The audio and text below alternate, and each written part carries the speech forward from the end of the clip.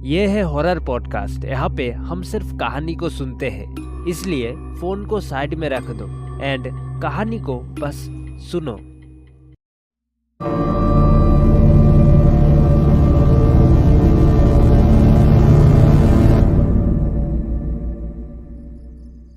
तो हमारी कहानी की शुरुआत होती है नोहारा फैमिली के घर से। अभी फिलहाल रात का टाइम है। बाहर इतना तो नहीं, लेकिन ठंड महसूस होता है और इस वक्त पे लोग बाहर नहीं घूमते। नोहारा फैमिली के घर में मिसाए किचन में खाना बना रही थी, मगर आधा काम छोड़ के वो अभी फोन में लगी है। वो दरअसल हिरोशी से बात कर रही है। हिरोशी कहता है, अरे मिसाए, वो दरअसल आज बाहर से कुछ लोग आने वाले हैं, तो बॉस बोले कि यहाँ थोड़ी देर के लिए रुक जाओ। मुझे आने में थोड़ी देर होगी, तो यही बताना था। मैं जल्दी आने की कोशिश करूंगा। मिसाए जवाब देते हुए बोलती है, ओ अच्छा, तो अब आप देर से आएंगे। ठीक है, तो मैं खाना बना रही थी, आप आराम से एंजॉय करके आइए। मिसाई फिर फोन रख देती है। वो थोड़े टेंशन में लग रही थी। दूसरी तरफ शिनचैन टीवी पे एक्शन का मैन देखने में बिजी है। हिमावारी भी आराम से सो रही है। तभी मिसाई घर से बाहर बिल्कुल किचन के बाहर वाले एरिया में आ जाती है। वो वहाँ पे कुछ चेक कर रही थी। थोड़ी देर वहाँ नजर मार के वो फाइनली किचन में लौट आती है। किचन का जो विंडो था वो खुला हुआ था। मिसाई वो बंद कर देती है। शिनचैन बेटा, मैं थोड़ी देर के लिए बाजार जा रही हूँ, थोड़ा और सामान चाहिए, तुम घर का ख्याल रखना। शिनचैन इशारे से हाँ कहता है एंड टीवी देखने लग जाता है। इसके बाद मिसाई अभी एक बैग लेकर घर से बाहर रोड पे चली आती है। वो रास्ते में चलते हुए ही सोचने लगती है, पक्का उसी बिल्ली ने ही मछली लिया होगा। मेरी दो मछलियाँ कितनी महंगी थी। वो शैतान बिल्ली जरूर से खिड़की से आकर मछली ले गई होगी। अच्छा हुआ हेरी देर से लौटेंगे, उससे पहले मैं मछली खरीद के खाना बना लूंगी। वो थोड़े गुस्से में ही थी। बैग को कस के पकड़ के सामने ही एक दुकान में चली आती है। छोटा सा दुकान है, ताजा माल रोज का रोज बेच डालते हैं। वहाँ पे कुछ मछलियाँ थी सस्ते वाली, और रात भी हो गया था, इसलिए मिसाई ने बहुत ही कम दाम में 3 मछली खरीद ली और उसको बैग में भरकर वापस घर की ओर लौटने लगी। यह है फरवरी का महीना। इस वक्त जापान में कहने को ठंड ही होती है, लेकिन कभी कभार हल्का बारिश भी हो जाती है। मिसाई जिस रास्ते से जा रही है वो काफी सुनसान है। इस वक्त लोग बाहर नहीं घूमते। रात के इस अंधेरे में रोड पे बस थोड़ी दूरी पे एक एक करके स्ट्रीट लाइट जल रही है और ऊपर चांद की रोशनी जो काले घने बादलों के बीच में से आ रही होती है। मिसाई थोड़ी दूरी तय करने के बाद वो नोटिस करती है कि उसके ऊपर कुछ पक्षियां मंडरा रही है। घनी काली पक्षियां, जो क्रो है या बैट अंतर करना मुश्किल है। उसे कहीं से कुत्तों के रोने की आवाज भी सुनाई पड़ रही होती है। इस ठंडे सन्नाटे में मिसाई और जल्दी जल्दी चलने लगती है कि तभी वो देखती है उसके सामने स्ट्रीट लाइट से थोड़ी सी दूरी पे कोई खड़ा हुआ है। ये कोई छोटी बच्ची है, लगभग 5 साल की। मिसाई आगे जाती है। अरे बेटा, इतनी रात गए तुम यहाँ क्या कर रहे हो? बच्ची बोलती है, मुझे भूख लगी है। भूख? तो तुम घर क्यों नहीं जाती? तुम रहती कहाँ पे हो? मेरा घर यहीं पे है, लेकिन मुझे भूख लगी है। मिसाई थोड़ा सोच में पड़ जाती है। देखो बेटा, अभी रात ज्यादा है, घर चली जाओ। मिसाई को वैसे ही जल्दी जाना था। अब अगर यहाँ वो रुकी तो और टाइम जाएगा, और वैसे भी बच्ची का घर अगर यहीं पे कहीं है तो फिर चिंता की बात ही नहीं है। ये सब सोच के ही मिसाई उसको घर जाने को बोल के दोबारा सामने की ओर जाने लगती है। वो अजीब काली पक्षियाँ अब भी उसके ऊपर मंडरा रही थी, जैसे मानो वो कुछ बताना चाहती हो। रात के काले अंधेरे में चांद की रोशनी जो अब तक आ रही थी वो भी धुआंधार बादलों के पीछे छुप चुकी है। बचा सिर्फ स्ट्रीट लाइट जो आगे का रास्ता दिखा रही थी। उसी सुनसान रास्ते से हाथ में मछली लिए मिसाई चलते चलते काफी आगे आ चुकी है कि तभी सामने वाली स्ट्रीट लाइट के खंबे के पास उसे फिर से कोई दिखा। वहाँ पे कोई है, दोबारा से कोई बच्ची है। मिसाई जैसे जैसे आगे बढ़ती है उसे एहसास होने लगता है कि वो वही बच्ची थी जो थोड़ी देर पहले उसे दिखी। वही शांत भाव और एक कुछ अजीब सा। मिसाई सोचती है, अरे अभी ना वो वहाँ पे थी, वो इतनी जल्दी मेरे से पहले यहाँ कैसे आ गई? मैं तो कितनी जल्दी जल्दी चल रही हूँ। उसे अभी सोचने का भी टाइम नहीं था। मिसाई उसको इग्नोर करके सीधा उस बच्ची को क्रॉस करते हुए आगे चली आती है। एंड फाइनली थोड़ी देर बाद वो घर तक पहुंच ही जाती है। घर पहुंचते ही शीरो जोर से भौंकने लगता है। अरे शीरो, रात में चिल्लाओ मत, ये मैं हूँ। मिसाई फिर दरवाजा खोल के अंदर आ जाती है। शिनचैन बेटा, मैं वापस आ गई, तुम अब तक टीवी पे लगे हो। शिनचैन तब टीवी देख रहा था। वो देखता है मिसाई सीधा किचन में गई है, लेकिन जब शिनचैन वो देखने के बाद अपना गर्दन घुमा ही रहा था टीवी की ओर, उसी पल में उसे हल्का सा कुछ दिखा। उसे ऐसा कुछ दिखा जैसे मानो मिसाई के पीछे पीछे भी कोई घर में आया हो। वो हल्का सा नोटिस होते ही शिनचैन दोबारा उसी तरफ गर्दन मोड़ लेता है, मगर अब वहां पे कोई नहीं था। उसने फिर सोचा शायद से उसका वहम है। शिनचैन फिर टीवी ऑफ करके उसके खिलौनों से खेलने लग जाता है। मिसाई भी दोबारा किचन में खाना बनाने लगी है। अब मछलियों से मस्त डिशेस भी बनानी है। इसके थोड़ी ही देर बाद उनके घर का डोर ओपन होता है। मैं वापस आ गया, ये हिरोशी का आवाज है, जिससे मिसाई बौखला जाती है। वो जल्दी से डोर के यहाँ पे चली आती है। अरे आप तो बोले थे कि आज देर हो जाएगी आने में। हाँ मैंने कहा था, मगर वहाँ पे जो लोग आए थे उन्होंने कुछ एक्स्ट्रा प्लान किया है जो रात 2 बजे तक चलेगी। सो मैं इतनी देर थोड़ी रुकूंगा, इसलिए वो प्लान कैंसिल कर दिया। मिसाई थोड़ा इधर उधर देख के उसे कहती है, ठीक है, तो आप नहा लीजिए, खाना जल्दी ही हो जाएगा। मिसाई फिर दोबारा किचन में लौट जाती है। दूसरी ओर हिरोशी बाथरूम में चला आता है एंड शिनचैन अपने खेलने में बिजी है। हिमावारी भी सोई हुई है। हम देखते हैं बाहर आसमान बहुत ही काले बादलों से घिरा हुआ है और उनके घर के ऊपर कुछ काली पक्षियां भी मंडरा रही है, जो शीरो अपने यहाँ से नोटिस कर रहा होता है। खाना बनाते बनाते मिसाई को कुछ आवाजें सुनाई पड़ती है, जो कि ऊपर वाले फ्लोर से आ रही है, कुछ ज्यादा ही आवाज। शिनचैन बेटा, यहाँ जरा ध्यान रखना। तो मिसाई जाती है चेक करने। सीढ़ियां चढ़ते हुए वो सेकंड फ्लोर में आ जाती है। अरे यहाँ तो कोई भी नहीं है, इतनी आवाज कैसे आया फिर? कहीं वो बिल्ली तो नहीं? वो फिर यहाँ थोड़ा सर्च करती है, लेकिन कुछ हाथ नहीं आता।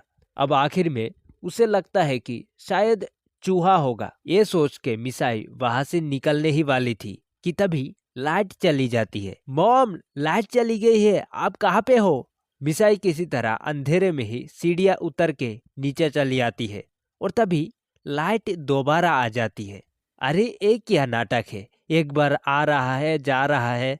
वो फिर किचन में लौट आती है। आने के बाद वो जो देखती है उसके पैरों तले जमीन ही खिसक जाती है। मिसाई ने जहाँ पे 3 मछलियां रखी थी वहां से एक भी नहीं है। तीनों के तीनों मछलियां गायब हो गई थी। वो चिल्लाते हुए इधर उधर देखने लग जाती है। मैंने कहा था ना यहाँ ध्यान रखो, तुम क्या कर रहे थे? दोस्तों, ये सब हंगामा खत्म होने के बाद जब वो शांत होती है तब उसके मन में एक चीज आता है कि हिरोशी अब तक बाथरूम में है, जबकि 1 घंटे से ज्यादा हो चुका था। वो लोग तुरंत आवाज लगाते हैं लेकिन कोई रिस्पॉन्स नहीं। अंत में मिसाई डोर को ओपन करके अंदर चली जाती है। वो देखती है उस रूम में कोई भी नहीं है, रूम बिल्कुल खाली है। शिनचैन बोलता है, मॉम, बाथटब में देखो, वहाँ पे कुछ है। वो लोग देखते हैं कि वहाँ पे कुछ पड़ा हुआ है। मिसाई को समझते देर नहीं लगा कि वो बचा कुछ अंश है मछलियों का। कहानी में आगे अभी फिलहाल 9:16 हो गए हैं। हिरोशी, मिसाई, शिनचैन वो सब लोग डिनर करने बैठे हैं। हिरोशी बोलता है, तो ऐसी बात है, देखो तुम लोग जो बोल रहे हो वो अगर सच है तो फिर हमें जल्दी ही कुछ करना होगा। अभी के लिए रात में बाहर मत जाना, मैं कल डैड से बात करूंगा, देखो वो क्या बोलते हैं। डिनर करते करते इन लोगों ने सभी चीजों के बारे में बातचीत किया। पहले उन अजीब पक्षियों का मंडराना, फिर वो बच्ची एंड नकली हिरोशी। यहाँ पे बहुत कुछ अजीब हो रहा है, ये किसी भी तरह से नॉर्मल नहीं है। उस रात उनके घर के बाहर से अजीब अजीब आवाजें आती रही। दीवार पे मारने की आवाज, किसी के फुसफुसाने की आवाज, तो कभी खिड़की के पर्दे के बाहर से किसी का परछाई दिखना। नोहारा फैमिली किसी तरह ये रात काट लेती है। अगले दिन घर में जो बचा कुचा खाना था वो भी खत्म हो जाने पे अब मिसाई पे कोई भी ऑप्शन नहीं था सिवाय बाजार जाने के। लेकिन जैसे कि हिरोशी ने बोला, दिन में सब कर लो, रात में बाहर मत जाना। तो मिसाई अब शाम से पहले ही बैग लेके सामने वाले दुकान पे चली जाती है। वो मन में सोचती है कि आज पूरा दिन तो कोई भी अजीब हादसा नहीं हुआ, कहने को सब कुछ नॉर्मल ही है, बस अभी दिन का उजाला रहते रहते जल्दी से जाके दुकान से सामान ले आना है, फिर एक्स्ट्रा टेंशन नहीं। मन में बरबराते हुए वो कब दुकान पहुंच गई थी उसे भी पता नहीं चला। अरे मैडम आइए, आज एकदम ताज़ा मछली है, बिल्कुल सस्ती, कैटफिशेस अफ्रीकन ब्रीड, 3 में 1 फ्री। मिसाई वहां से पहले सब्जी लेती है, फिर थोड़ा सोचने के बाद मछली भी ले लेती है। सामान लेकर वो अब वापस घर की तरफ निकल जाती है। यहाँ से घर का रास्ता इतना भी पास नहीं है, लेकिन बाजार से तुलना करे तो बहुत सामने है। अभी बाहर काफी उजाला है, लोग भी आसपास घूम रहे हैं। मिसाई चलते चलते 2 से 3 मोड़ लेकर एक जगह में पहुंच जाती है। अरे, ये कौन सी जगह है? यहाँ तो रास्ता बंद है। उसे थोड़ा अजीब सा महसूस हो रहा था। नॉर्मली वो आराम से घर चली जाती है, मतलब उसे तो सब रास्ता मालूम होंगे ही, लेकिन अभी उसे शायद से रास्ता मिल नहीं रहा। मिसाई एक बार लेफ्ट रोड में जाती है तो कभी राइट, मगर सही रास्ते का पता नहीं। इस चक्कर में बस उसका समय खत्म हो रहा था। वो चलते चलते मानो थक सी गई हो। मिसाई फिर एक लास्ट ट्राई करती है। वो किसी गली से होकर चलते हुए फाइनली एक जगह में आ जाती है जो कि जाना पहचाना है, यानी कि उसे रास्ता मिल चुका है। लेकिन फिर उसे कुछ महसूस होता है। दिन का सूरज अब ढल चुका है, बचा है सिर्फ दूर एक गहरा लाल रोशनी जो कि जल्दी अंधेरे को ले आएगा। मिसा इस चीज को नोटिस करते साथ ही उसके पसीना छूट जाते हैं। उसके हाथ में अब भी मछली वाला बैग था।